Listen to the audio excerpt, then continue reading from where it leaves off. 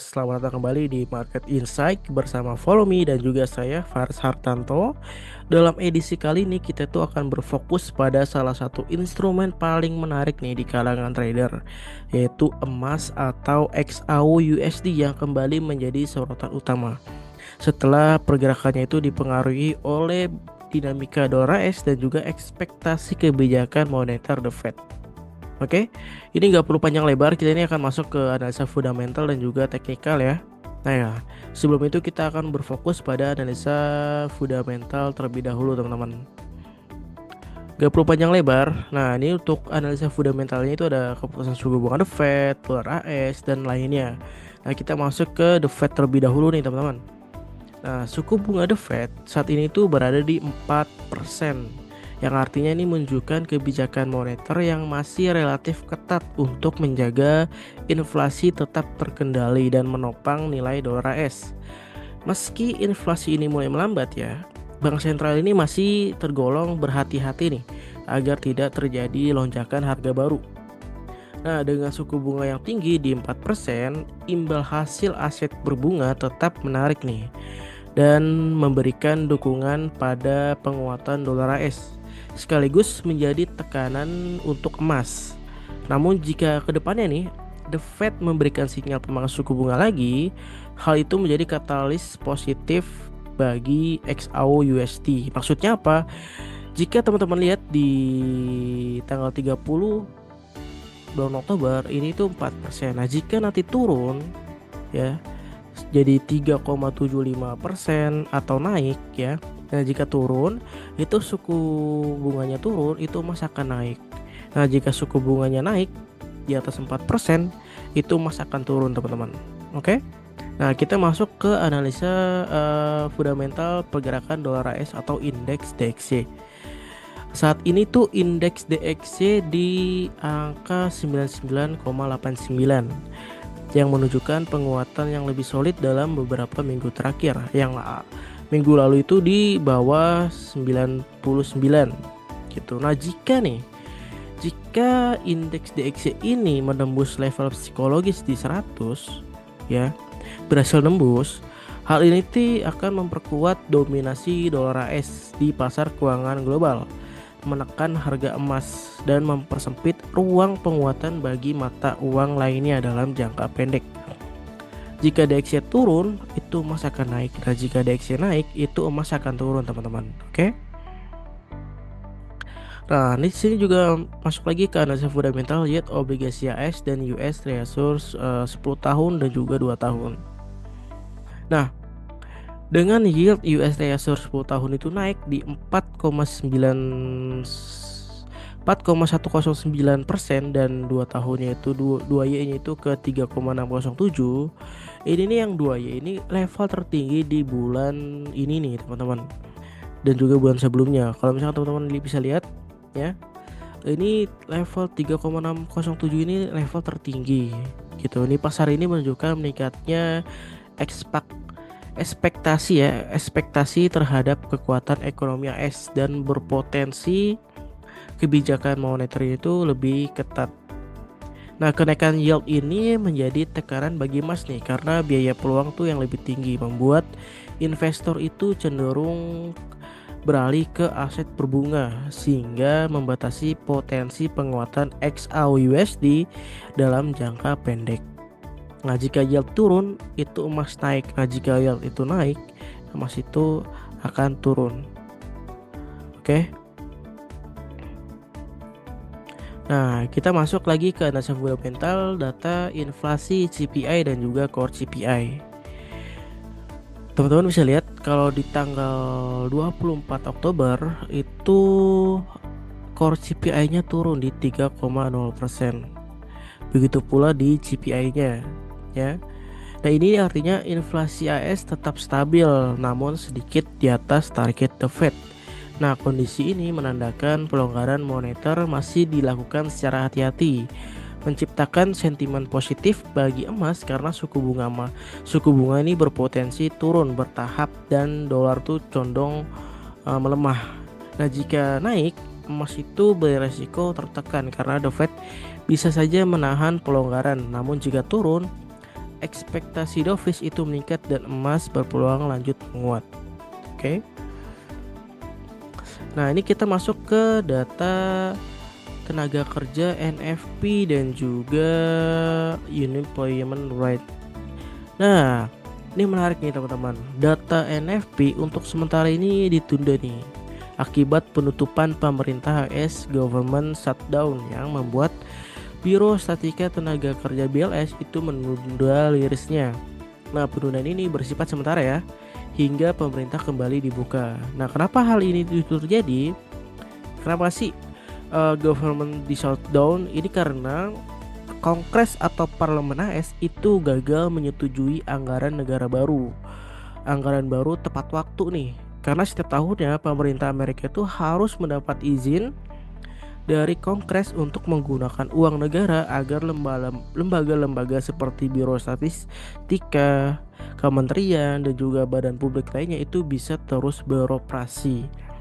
Nah, ketika anggaran ini belum disetujui ya, maka sebagian besar lembaga pemerintah ini harus berhenti bekerja sementara waktu. Nah, inilah yang disebut government shutdown, teman-teman. Akibatnya apa sih nanti? Nah, akibatnya itu banyak layanan publik yang tertunda, termasuk rilis data ekonomi penting seperti non-farm payroll, karena pegawai pemerintah yang bertugas mengelola data tersebut tidak boleh bekerja sementara waktu. Oke. Jadi shutdown ini tuh bukan berarti ekonomi AS tuh berhenti teman-teman, tapi lebih seperti kayak libur paksa ya bagi instansi pemerintah sampai kongresnya itu ya sepakat soal anggaran baru. Nah, ini kemungkinan di bulan November ini juga nggak ada nih teman-teman untuk data NFP dan unemployment rate. Oke. Nah, kita masuk lagi nih ke ketegangan geopolitik dan resiko global. Nah, ketegangan geopolitik global itu meningkat akibat konflik Rusia dan Ukraina itu belum berakhir nih, serta memanasnya situasi di Timur Tengah. Nah, ini nih memicu kekhawatiran terhadap stabilitas energi yang seperti kita tahu ya. Rusia juga itu termasuk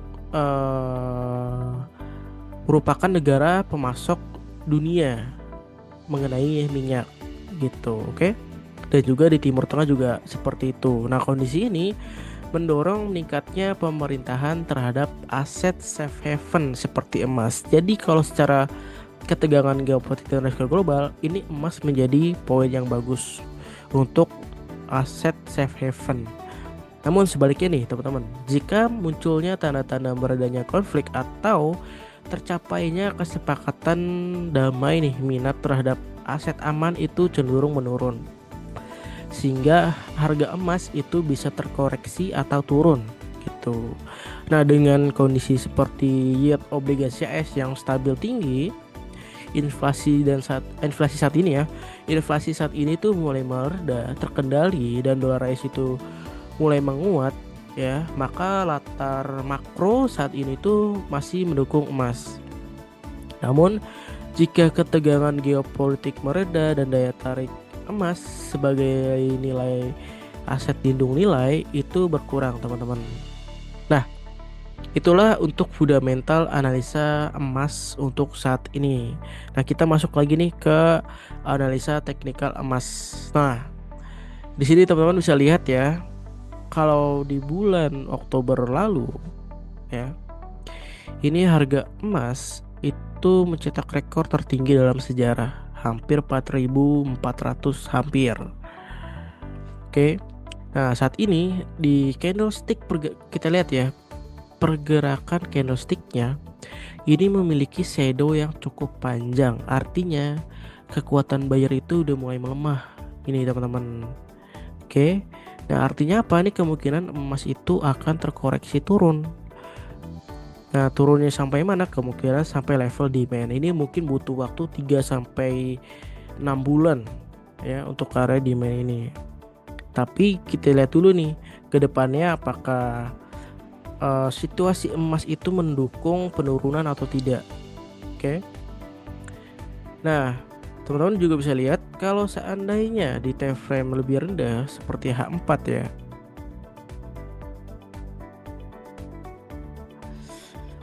ini harga emas pada saat 21 Oktober lalu ya. Ini membentuk double top, teman-teman. Double top. Yang dimana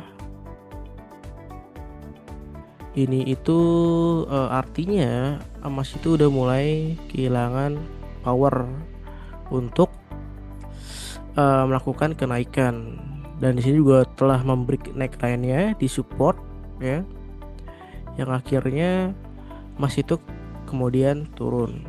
Dan teman-teman juga bisa lihat kalau seandainya di demand area ini itu sudah terbreak di break terbreak, dan saat ini emas itu membentuk pola continuation downtrend, chart pattern continuation downtrend. Jika emas membreak area ini, teman-teman,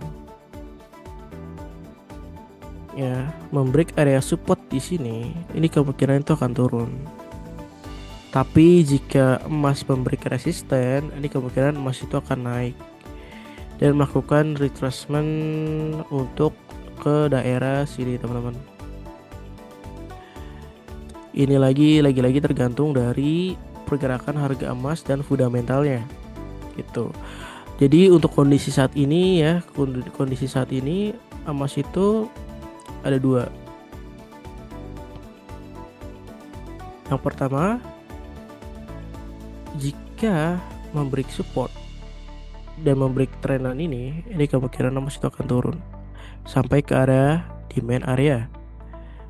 Tapi kalau misalkan emas itu membreak resisten dan dia retracement, kemungkinan akan naik.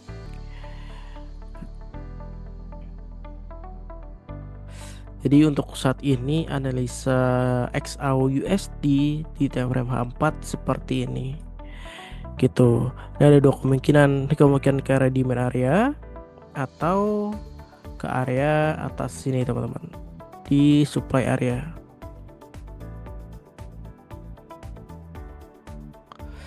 Nanti teman-teman bisa lihat untuk konfirmasinya lebih baik wait and see terlebih dahulu ya, jika telah membreak salah satu dari resisten atau support.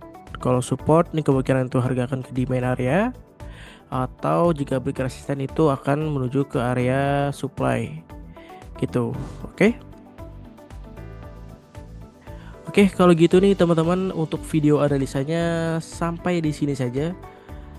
Semoga analisa fundamental dan juga teknikal XAUUSD ini bermanfaat untuk teman-teman semua ya, teman-teman trader.